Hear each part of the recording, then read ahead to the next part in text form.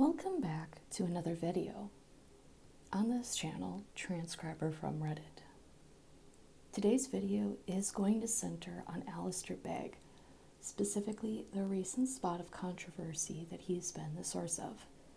This video will be going over the key points of the controversy, as well as offering some speculation as to why it happened. First, however, let's get some background on Pastor Beggs. Alistair Beggs was born May 22nd, 1952. He went to the London School of Theology in 1975, graduated in 1975, and served 8 years at Charlotte Chapel in Edinburgh and Hamilton Baptist Church in Lanarkshire. He then traveled across the pond to be senior pastor of Parkside Church in Cleveland, Ohio, which that website for that church will be linked in the description below, as well as this Wikipedia page. Now, this Wikipedia page has a bunch of interesting biographical details, but one thing to note for theological views: Wikipedia states that Beggs believes in the inerrancy and supremacy of Scripture and in the saving power of Christ alone. Now, that is true, but what Wikipedia fails to categorize is that this is a Christian fundamentalist view. And moreover, he has a Christian fundamentalist viewpoint of marriage as being biblically institutionalized as one man, one woman, and also believes that homosexuality is a lifestyle that you need to repent from. In the description below, I have linked 2 YouTube videos that came up when I did a generic search on YouTube under Alistair Beggs homosexuality. After watching both of the videos that I've linked here, that is where I came to the conclusion that he has this Christian fundamentalist viewpoint on marriage. I wouldn't call him homophobic because he doesn't appear to be afraid of homosexuals and homosexuality. Rather, he seems to be very opposed to their lifestyle. If there is a word to differentiate between an irrational fear of homosexuals versus disagreeing on lifestyle. Now, having said that, you could probably guess what the nature of the controversy stemmed from. However, you couldn't have guessed where that controversy would have came from. If you would have thought the secular world, you would be forgiven for thinking that, because the secular world sees, and certain progressive Christian denominations too, but for the most part, I would see the pushback coming from the secular realm that sees homosexuals as beings with their own dignity and the ability to get civilly married, especially in terms of things like benefits and being able to be there at your spouse's bedside for emergency medical matters, as well as just being a point of contact for anything that, God forbid, might happen. However, the controversy didn't come from the secular realm. It came from the evangelical Christian realm. We have to ask ourselves why. Why did it come from the evangelical realm? Well, to answer that question, we have to go back about 4 months, aka last year, to his ministry, or I should say one of his ministries, but this particular one goes through online and through the radio, and it's been around for a couple decades at least. It's called Truth for Life, the Bible Teaching Ministry of Alistair Beggs. Like I said, it's been around for a while. You started primarily on the radio, now it's devolved into also podcasts and books and other online teaching materials. It is interesting, however, that it's this particular interview that happened 4 months ago. There wasn't an earlier one that seemed to spark any controversy. It seemed to just be, Alistair Beggs is this teaching on homosexuality, da-da-da-da-da. But this interview that was held on Truth for Life started this whole controversy. And I will get into that. The title of the interview is The Christian Manifesto Interview by Alistair Beggs and Bob Lapine. It was recorded on September 1st, 2023. The YouTube video that was posted on this is posted on September 17th, same year. Again, 4 months ago. Now, I have fast-forwarded to the important context of this interview. If you don't know, there is a specific sentence or sentences that often get quoted or misquoted that Alistair Beggs said in this interview. However, I want you to give this the benefit of the doubt and start listening, starting at minute 26, 15 seconds in, where the interviewer asks the question. And then later on, when Alistair Beggs is answering the interviewer's question, the key points that he makes, the statements that he makes that have been drawn out in media and misquoted, that comes in at minute 27, 55 seconds in. So again, I will be beginning with the interviewer's question. I think every pastor who preaches, every author who writes a book like this comes away thinking, I hope my readers or my listeners will think differently as a result of their interaction with this, will feel differently, and will act differently. As you think about this book and your prayer for this book, what do you hope will be different? How do you hope people will be different after they have read this book and they've meditated on this sermon? Well, first of all, I hope that I will be different. The old song that we never sing, it's not my brother, not my sister, but it's me, O Lord, standing in the need of prayer. I mean, that is foundationally the case. And so I hope that would be multiplied. I hope that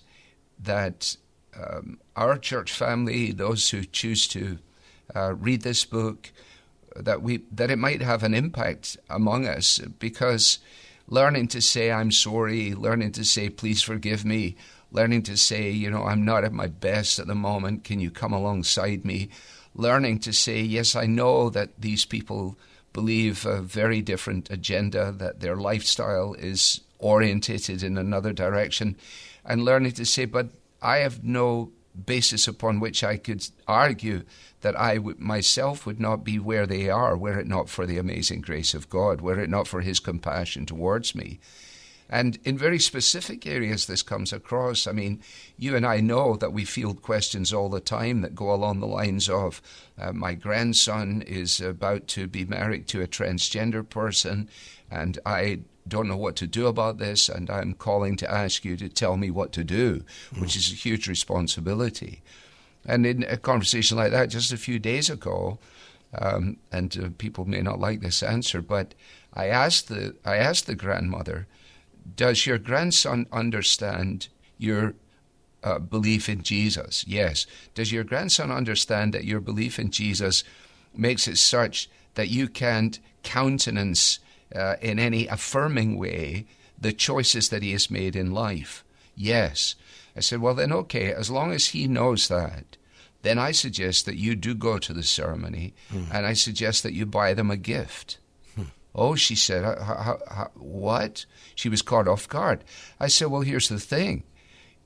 You're not going to, your love for them may catch them off guard, but your absence will simply reinforce the fact that they said these people are what I always thought, judgmental, critical, unprepared to countenance anything.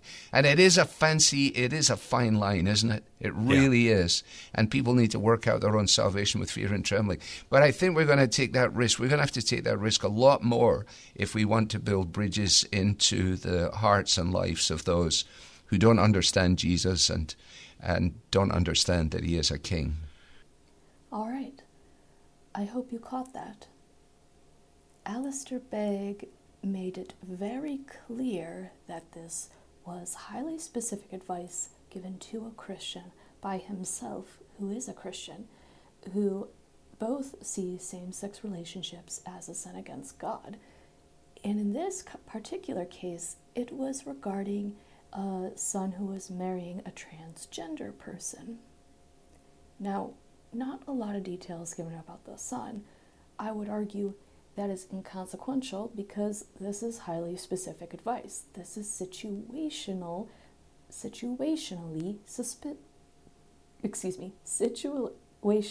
specific.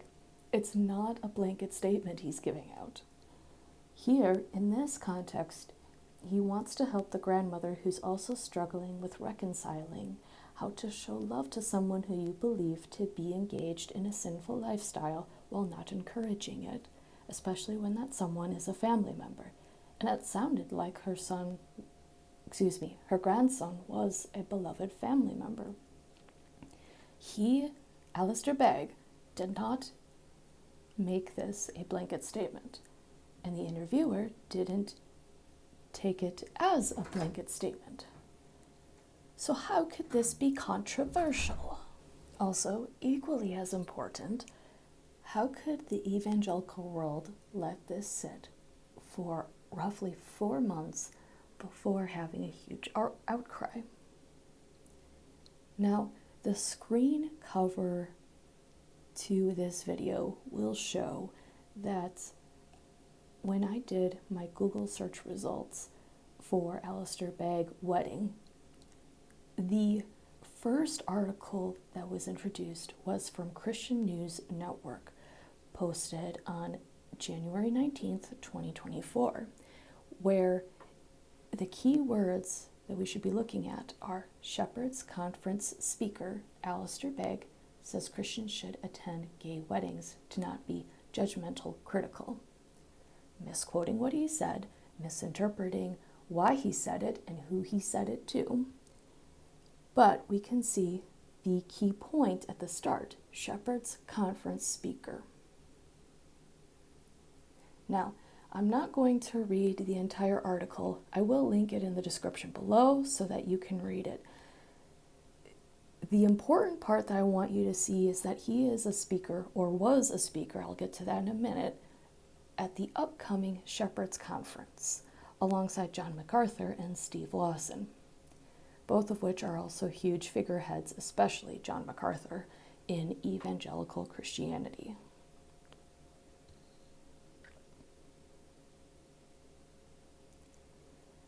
Now, we go to Shepherd's Conference website, and we look at all of the teachers. The big guns like John MacArthur, John Piper, H.B. Charles, Steve Lawson, and all these other guys that are listed here. However, we don't see Alistair Beggs listed here. Not anymore. That's because after news of this broke, and after this story was picked up and whirled around the internet so fast, you could probably listen to the entire podcast once over for as many times as misinformation about the podcast was shared. John MacArthur apparently found out, had a little talk with Alistair Beggs, and apparently both agreed, oh, he shouldn't be at this conference anymore. Again, I will refer you back to the cover image of the video. There's roughly 4 pages of Google search results on different people's and different organizations' reactions to Alistair Beggs' apparently talking about how all Christians should attend LGBTQ weddings, which is not what he said and not what he meant. The most egregious, in my opinion, is Ministry Watch's editor's notebook article on Alistair Beggs made a mistake. I was really hoping that Ministry Watch would have a better response to this than they currently do. Now, I'm not going to read the whole article here. I think that will have to be a separate transcription piece, because there is a linking article to this where Ministry Watch reported that the American Family Association and its 180 radio stations dropped Beggs' program. Ministry Watch, to its credit, focuses very heavily on ministry accountability. However, their focus here is on Alistair Beggs giving specific advice to a grandmother about how to act in love without compromising her beliefs. And they're saying that he's wrong. Just blanket statement, he's wrong.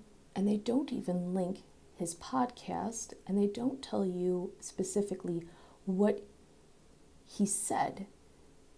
They just condense it down. For wanting accountability in evangelical organizations, yet to misquote an evangelical pastor so obviously, at least obvious to anyone who actually listened to the podcast and understood what was being said. That is a mite hypocritical there, Ministry Watch.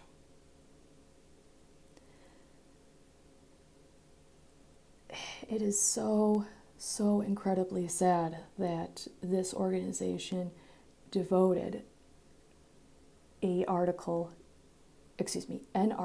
just to describe how badly wrong and how Alistair Beggs should figure out a path going forward from here. He's not apologizing for homosexuality. He's not saying that he changed his views on homosexuality. He's just offering a different path forward for people to go forward in love for what they view as a sinful lifestyle. That is not the same as what Ministry Watch and other Christian organizations purport about Alistair Beggs, and to do that is disingenuous and is emblematic of evangelical cancel culture. And I do want to clarify, I meant to say Ministry Watch didn't link American Family Radio's Facebook announcement. They did link Alistair Beggs' podcast. They just neglected to actually quote him directly for that podcast, which is egregious in of itself. The next equally egregious thing is to not link American Family Radio's Facebook statement, which says, American Family Radio has aired Pastor Alistair Beggs' Bible teaching for over a decade. Recently, it came to our attention that Pastor Beggs made statements that were unbiblical and failed to line up with the decades of faithful adherence to Scripture that listeners have come to expect from him. In essence, when the question was asked of him whether or not a family member should attend an unbiblical wedding ceremony between two homosexuals, Pastor Beggs counseled Christians to attend and take a gift. Side note, which is incorrect, which is not what he said, and you shouldn't have taken it as a blanket endorsement or a blanket statement. I continue reading. At American Family Association, we believe it to be an act of We believe it to be an act of unfaithfulness to God to attend a ceremony that celebrates any union outside of the biblical model of marriage as being between one man and one woman. Members of our leadership team held a call with Alistair Beggs' team and were unsuccessful in convincing them of his error. As a result of this, we will no longer air Pastor Alistair Beggs' Truth for Life program. Posted January 24th at 9:11 p.m. And linked, they have included a full article below. Yes, this is cancel culture. This is evangelical cancel culture. Now, you'll have evangelicals saying, but it's not cancel culture when we do it, otherwise known as, it's not cancel culture because what he said is unbiblical. Or, it's not cancel culture because we're holding him to account for the unbiblical things that he says / is encouraging. He didn't disagree with your core stance on homosexuality. He was giving specific advice to one person on how to act in Christian love to a beloved family member. He's not condoning the ceremony. He's struggling, and he is and has admitted to struggling with this question of how to show Christian love and charity when people that you believe to be in a sinful relationship will continue with their sinful relationships. He couldn't get any more clearer than that. But no, you evangelical Christians had to get your panties in a twist and believe things that were said that were not said. And what is this nonsense of members of our leadership team held a call with Alistair Beggs' team and were unsuccessful in convincing them of his error? Was this we're going to convince you, and if you're not convinced, you're not evangelical enough, and therefore your program's getting dropped? How can you not see that this is cancel culture? Like I said before, I know how they don't see that it's cancel culture, but to everybody with a brain, it is obviously evangelical cancel culture. Even for those who scream doctrinal accountability, what does he need to be doctrinally accountable to?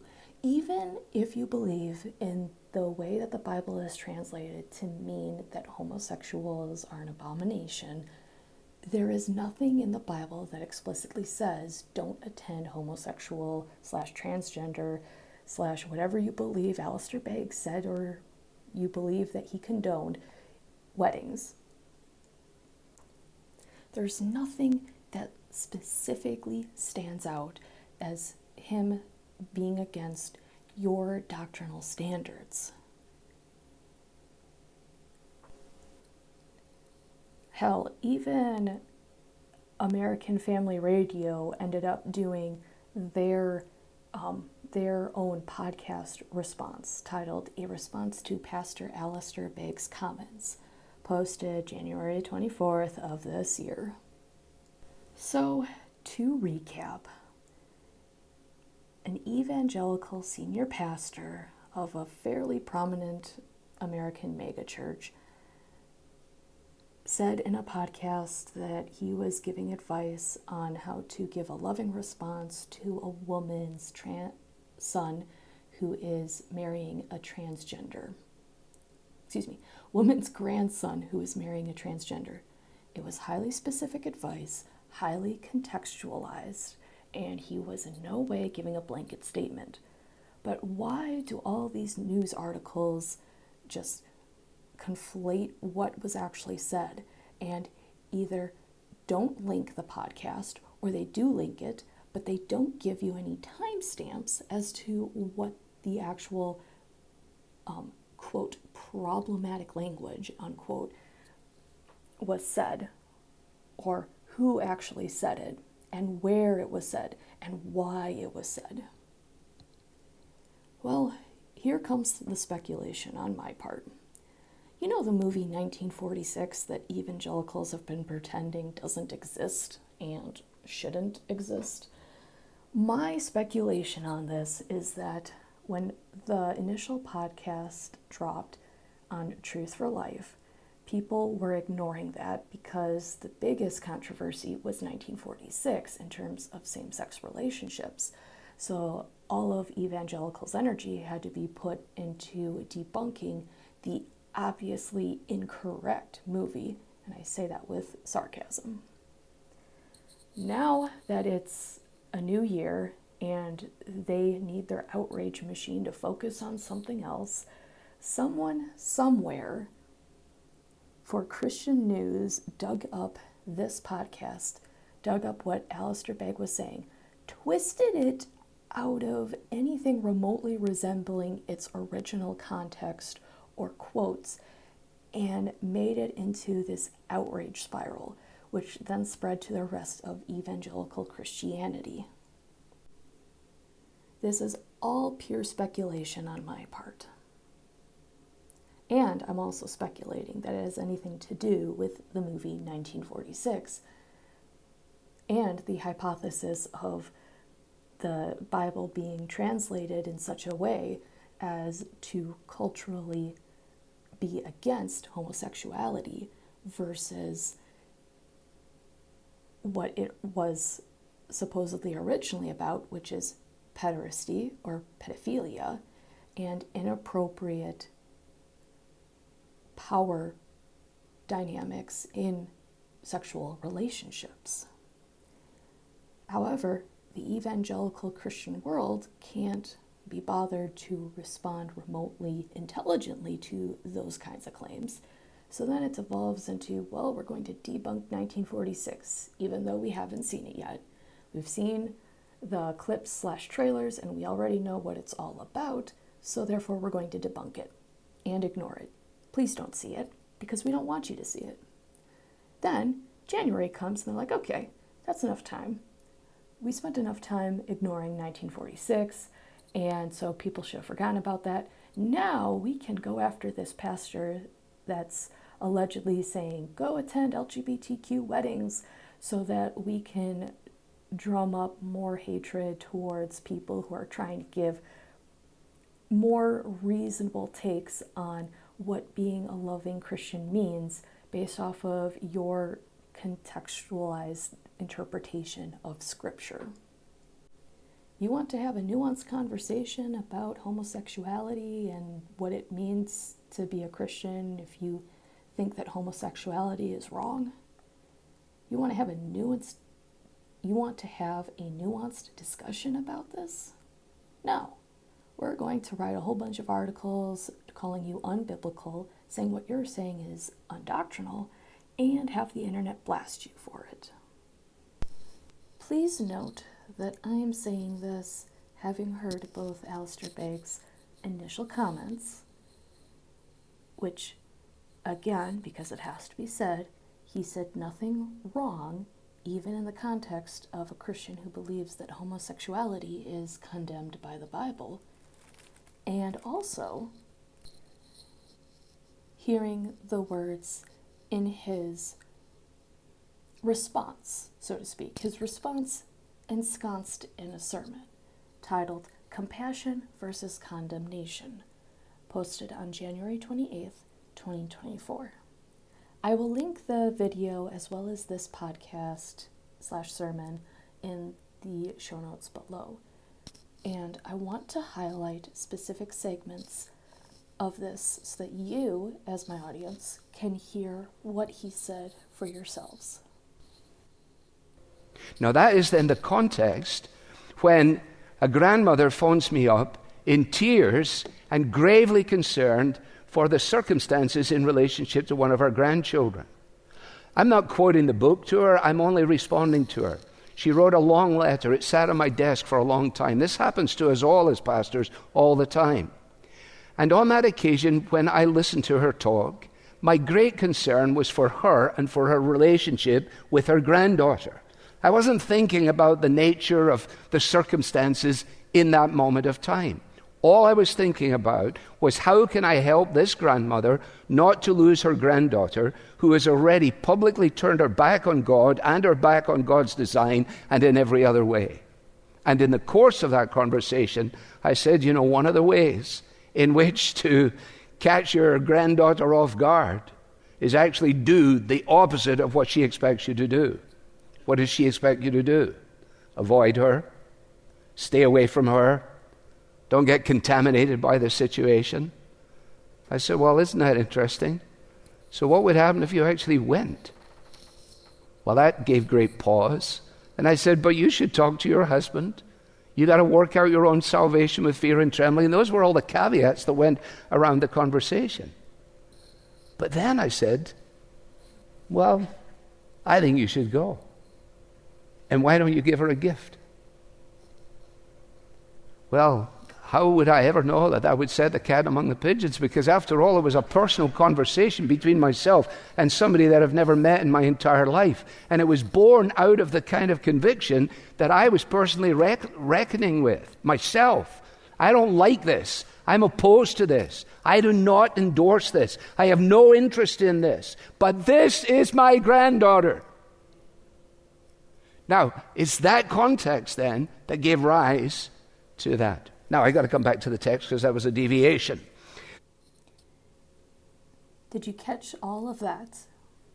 In this context, I would find myself on the same side as Pastor Beggs, even though 1946 has made me reconsider how the Bible was previously translated and whether or not homosexuality is actually being condemned in the Bible versus pederasty or forms of sexual coercion and using sex as a form of power. Now, I know Pastor Beggs and I would disagree on that. However, he pointed out here that it was very contextualized, which he made similar caveats in the original podcast, and he's saying that it was the grandmother's granddaughter, and that tells me that that is part of the transgender wedding, which still is LGBTQ, but still needs to be clarified because people want to say that he said blanket statements, whereas he is being very, very specific and very, very contextualized. And again, it amazes me that it took 4 months for this to be brought to light and for this to be made as big of a situation as it was by evangelicals, not by the secularists, but by evangelicals, hardliners, people who won't consider that maybe their viewpoint is wrong, and people who think that showing love is too dangerous and even heretical. Now, for the sake of time, I'm going to leave in the description below all of the timestamps that I thought were crucial. However, I will include the very last timestamp as, again, evangelicals are phrasing it as he's gone away, he's strayed, he's teaching heresy, and he's refusing to recant. To his viewpoint on the reaction to what he said.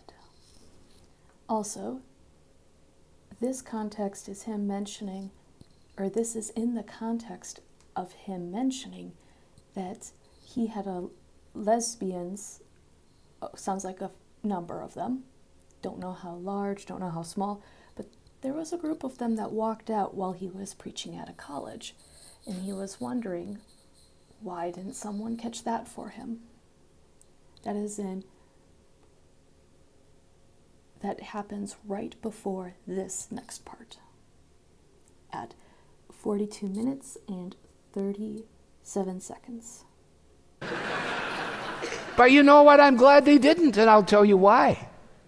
Because if I've got to go down on the side of one or the other, I'll go down on this side. I'll go down on the side of compassion, with people actually accusing me of just weakness, rather than go down on the side of condemnation, which closes any doors of opportunity for future engagement with those who know exactly what we believe about the Bible and about Jesus and about so on. So, I hope that this is helpful. I think as long as you understand that my response to one grandmother whom I have never met was not in any way a blanket recommendation to all Christians to attend LGBTQ weddings. There was nothing to do with that at all. If I was misguided in any way, it was I allowed my grandfatherly hat to take over. It was my personal opinion. And, Pastor Beggs, any reasonable person could see that. I am truly sorry that there are so many people who say that they are on the same side as you, who refuse to give you the benefit of the doubt. And who, even after hearing your statements made on your podcast and your statements made here on your Truth for Life program, still spout the same insanity over and over and over again. Finally, before I go, I want to highlight this YouTube commentator that I stumbled over. He goes by the name of Randall Rouser, spelled R-A-N-D-A-L, last name R-A-U-S-E-R, and he has a good channel based off of having gone from hardcore fundamental Christian to a more, I would argue, let's say, the fundamentalists would call it progressive Christianity, but I would say he has come to the understanding that the Bible is more gray than it is black and white, and he's able to have that honest conversation on his channel. And there was a video I watched that I think perfectly encapsulates this issue, even though it was done back in August and posted on August 12th, 2023, where he says, "Some Christians want to silence the debate over same-sex relationships. Don't let them." In this video, he makes several key points, all of which are incredibly important to everyone who considers himself a Christian. Regardless if you agree or disagree with Alistair Beggs, or regardless if you agree or disagree with Randall Rouser here on this issue, I ask that you listen to them, you hear them out, then you look at the evidence for translating the Bible in a certain way, and then evidence for translating the Bible in a different way, and then come to your own conclusions. And most importantly, think about what is being done here. Whether or not my idea, my suppositions of why Alistair Beggs got essentially canceled by the evangelical right in this way, regardless if they're correct or not, we shouldn't stop having this conversation just because there's a bunch of fundamentalists who don't want to look at it any other way than black and white. And I think that Randall's video here encapsulates that idea very well. resolves this issue in the novel. While gazing across the old city, Harvard's motto came suddenly incongruously to mind: Veritas, truth. Yet let the Yaleys cling to their lux et veritas, John mused, their light and truth. Truth is enough. Light without truth is no light at all. Nothing, however ancient, grand, magnificent, or sustaining, must ever stand in the way of truth. Truth in the past, in the present, in the future. And with that decision, Jonathan Weber says, I will not shy away from the conversation happening about the bones in the tomb, even though it goes to the very heart of my understanding of Christian faith. I will not shrink back from the conversation about truth, and I will not let any manipulative or abusive bullies threaten hellfire and judgment simply by me entering into that conversation and that debate. And I want to say the same thing when it comes to the reality, the ongoing reality of a very important debate about the ethics and theology of same-sex relationships. Don't let people threaten you, be abusive to you with threats of hellfire, judgment, posthumous judgment. Be like N.T. Wright. Enter into the conversation with other people of goodwill, hear what they have to say, and why they take the positions they do. Don't let people at the outset try to stipulate what is or is not an orthodox conversation for a Christian to have. Rather, say with Jonathan Weber, truth in the past, in the present, and in the future. I agree with this. Thank you for watching this video. Please consider liking, subscribing, sharing, leaving a comment down below, and I will see you in the next one. Please let me know if you like this content and if you like it being longer format like this is, or even if there's things that I should have included in this video and I did not. Thank you again for watching and take care. Bye.